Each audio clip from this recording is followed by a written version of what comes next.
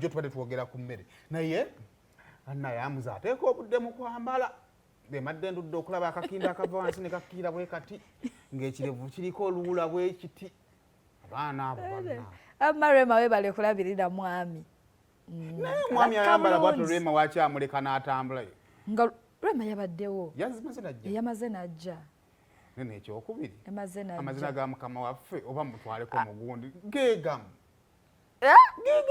naye nga nti ati akituufu kisigala nti agamanyi tosabba nasene amazina nga tegakyuka ngenda kujja mukama wange ate gwe agago gakyuka oba nzija ku Fabulous Freeman sayiba agago gaali gakyuse ddi ennyumba ye yebbeeyi eyaana erungujja wonna woona mpita agago gaali gakyuse ddi bireke yabutwale no mu mukolo gwa mugagga Kirumira nga bamutwala ku Honore Council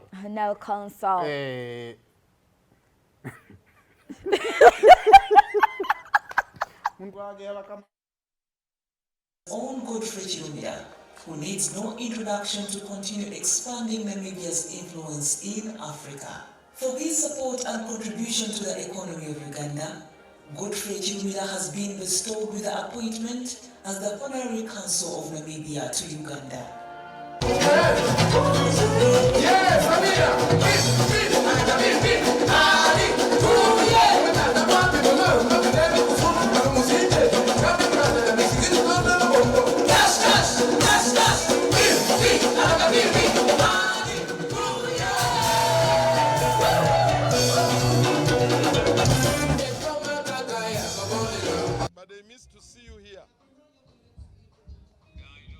I know you are not around, but they're enjoying. Thank you for the support.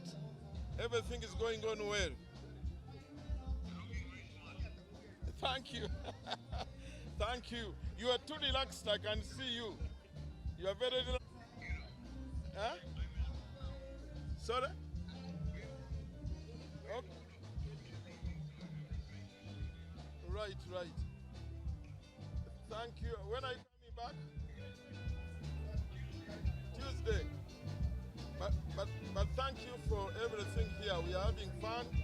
Office eno ekisooka sijja kwogera gurunansi si byangu naye bye ngenda okukola muninde nterere mu office nyweremu nja kubibalaga mbiyina bingi bye nsobola okukola kamala okuterera mu office nja kubalaga kati